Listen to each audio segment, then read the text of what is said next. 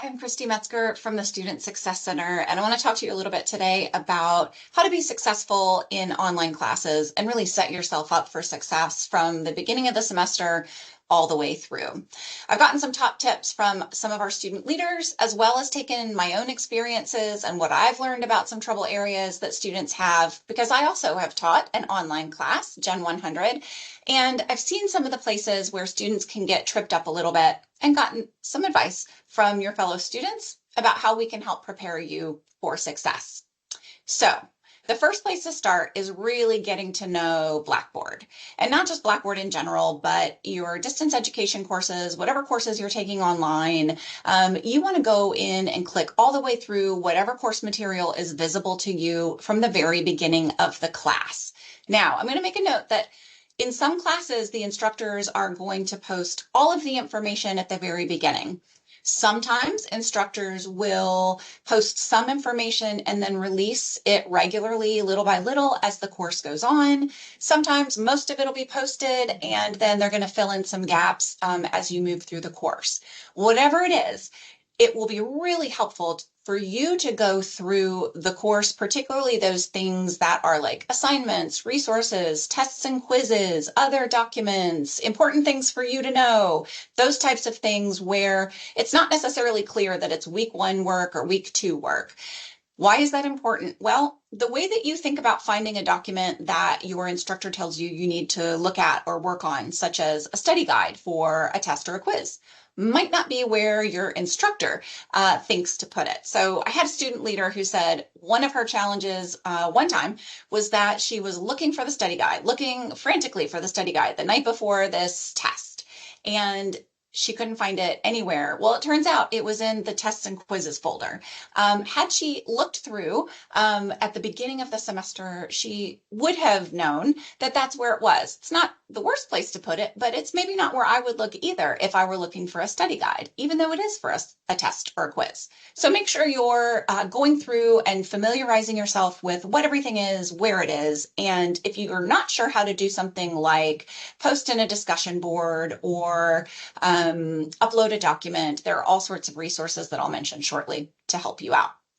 So clicking through every single tile in the class, paying extremely careful attention to instructions. So you have that in-class opportunity where your instructor might go over instructions and be able to tell you what to look for and reiterate those most important things about how they want that assignment turned in or completed. You're not going to always have that in an online course. So make sure that you are reading those instructions really carefully to include everything they want you to include or reference the things they want you to reference. Upload the kind of document that they want, whether it's a PDF or a Word document or an Excel sheet, whatever that is. You want to make sure that you're checking and double checking those instructions to get it right. You want to ask questions early and often. You can do that by emailing your professor and asking whatever it is you're confused about. It's okay if there's a document you can't find. Email them. Try not to do it at the last minute. This is one of those things in situations where being proactive is better than reactive.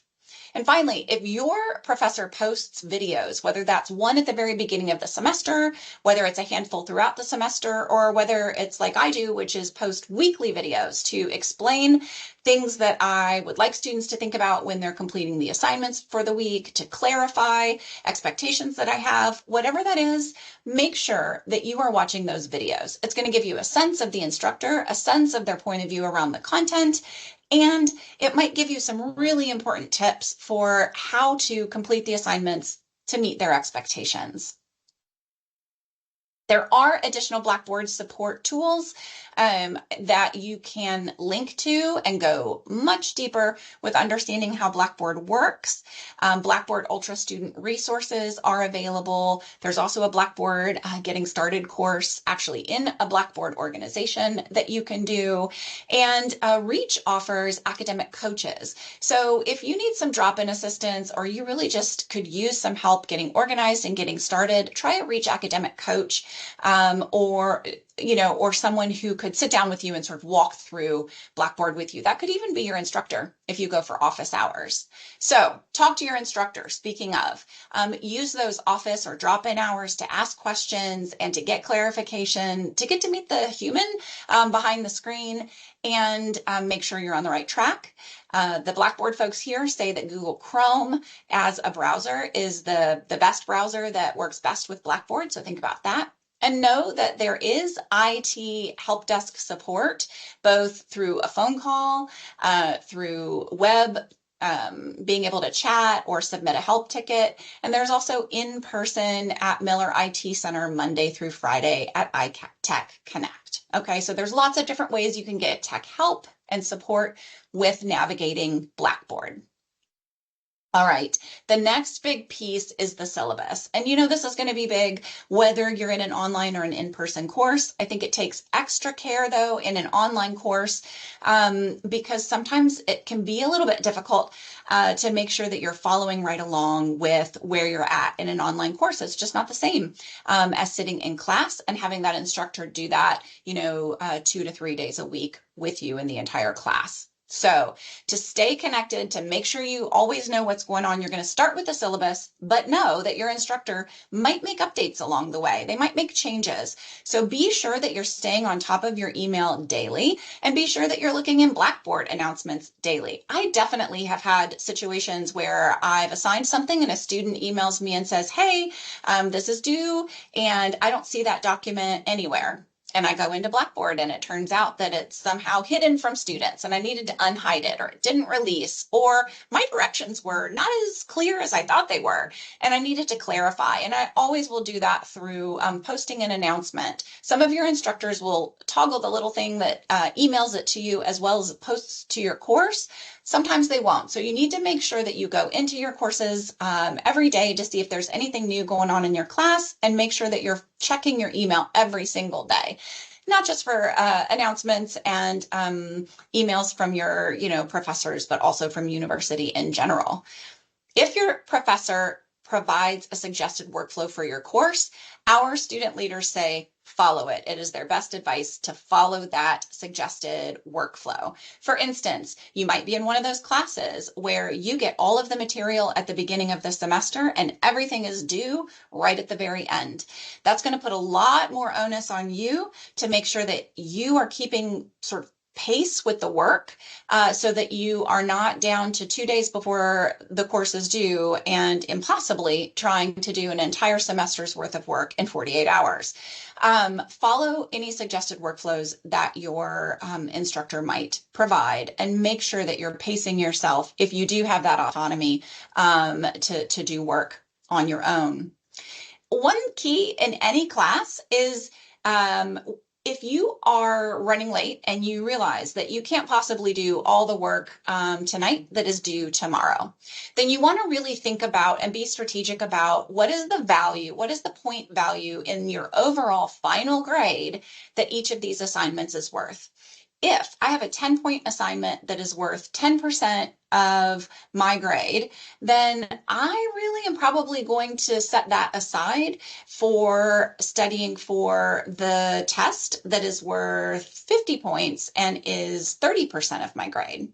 So making sure that you're thinking about, and the syllabus will help guide you, how many points is this worth? What percentage of all of these points is this in my final grade? And I'm going to take a look at that. As much as if you get behind, stay on top of the work that's coming ahead. Be in contact with your instructor about what's going on, what you need, and what priority they have for you in getting the work caught up. Sometimes you can't move on to the current stuff until you've done the past stuff, but sometimes, in my case, there were a number of assignments that were sort of standalone, and I would tell the students, stay caught up, stay current on everything you have due, and you have, a week to take care of the things that were late. So make sure you're communicating with your instructor. That's easier to do when you're in an in-person course and you can catch them before and after class. You're going to have to make more effort in an online course. Another tip about the syllabus and about Blackboard is that the activity stream in Blackboard is only going to show assignments that have a specified due date. There will be some assignments that instructors might put in Blackboard that they don't give a specified due date for. Their syllabus will tell you when it's due, their announcements will tell you when it's due, the course structure and the workflow will tell you when it's due, but it's only going to pop up in your activity stream if the instructor has gone ahead and also designated that due date in Blackboard itself. So if you are only following the activity stream to know what's coming up for each of your classes, then you might be missing out on important due dates. That is why it's always important. Your number one resource is the syllabus, the due dates that are provided in the syllabus or any other documentation your instructor gives you, and making sure you're paying attention to any potential changes. Getting really organized is really the next lead-in, right? So how do you pay attention to that plus all your other courses? One of our student leaders uses this kind of document to organize herself. This is an Excel spreadsheet, Excel basics, very, very simple to do. You could also do it in a Google Doc if you're familiar with a Google Sheet. But really what this student does is puts in every assignment from all of her classes with the homework, basically what it is, the class, the due date, the time that the class happens, and keeps track of whether it's finished or not. She also goes in and gives a color to each different type of class. Now, I added another feature. I went in and said, you know what, it's going to be a lot easier if I highlight this first row and I hit filter. Now I can say, all right, what do I have coming up for math? Here's all the math assignments that are due. I can also take a look at sorting by due date, so I can sort from oldest to newest. I can go ahead and hide the things I've already done. I don't want to look at them anymore because I've already finished them. But having something like this can help you map out your semester. You can also take documents like this, use some how-to videos on YouTube, probably go to IT Help Desk, and they'll show you how to actually take a document like this and upload it into your electronic calendar, such as Outlook. So as long as you've got the columns named the right thing and the document formatted correctly,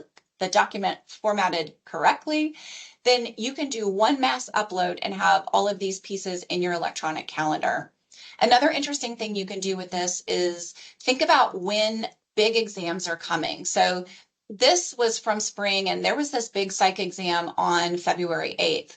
So maybe this individual would want to go ahead and add a line item saying, you know, start studying. For exam 1. And maybe make that on February 1st. And that way that exam doesn't sneak up on them. Or it might be that they want to set a writing center appointment or a speaker center appointment or a digital media suite appointment, depending on the type of assignment. But being able to chunk out large assignments into small pieces and going ahead and putting those in your planner, whatever that looks like, can help you stay organized. Break those big assignments into chunks with earlier due dates. You want to create a folder for each class and keep your work organized on your computer. So wherever it is that you're storing things, make a folder, a document folder for each of your classes on your computer and put those assignments in there. Don't just fill up your desktop. Don't leave them in downloads. Organize your materials. I can't tell you how many times I've had students say, I have no idea where that document is. I'm like, well, it didn't upload correctly. It only uploaded halfway. There was an internet loss or something happened. I don't have it. I need you to find it and try to resubmit it. And I know it's very frustrating for them when they have no idea where on their computer that document might be. You also might be able to refer to things, especially when you get into your major courses that you took in prior semesters. You want to go back and find that paper that you wrote that has that great reference. That'll help you in the long run if you just start organizing early. Stay on top of your work from the start.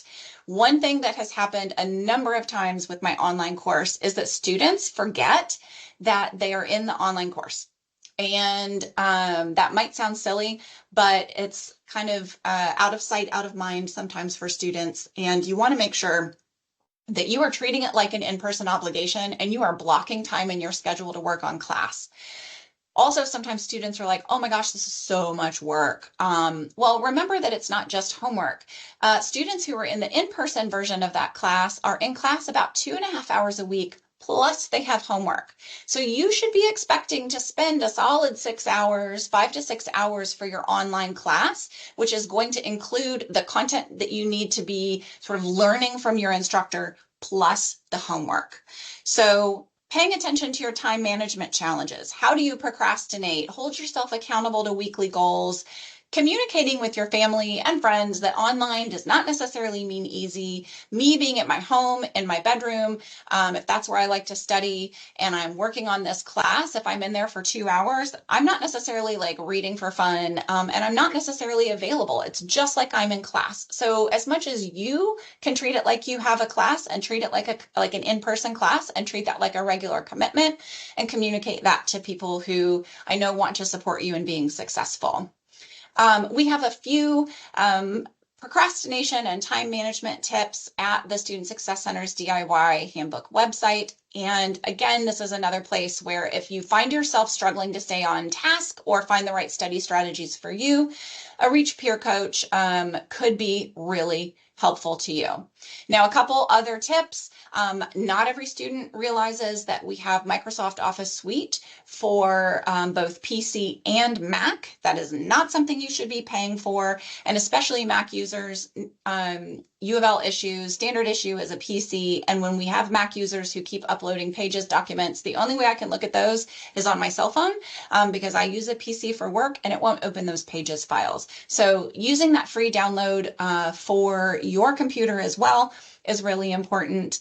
And we also have free Adobe Creative Cloud Suite. It's amazing. There's all sorts of stuff you can do with it, from the big stuff that communications and marketing folks use to the easier things like Adobe Rush and some of the other materials, right, for people like me who are just beginners. But don't be surprised if you wind up with a digital media assignment and Adobe Creative Cloud is there as a free resource for you.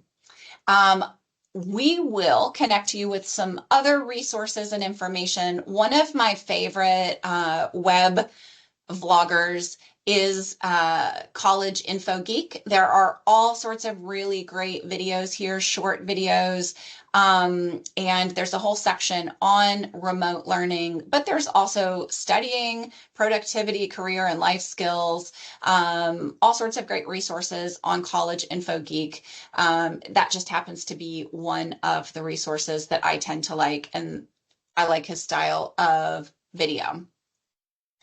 Those are some of my top tips as an instructor for success in online classes, and from our student leaders who themselves have navigated different classes. I think I'm going to finish with this.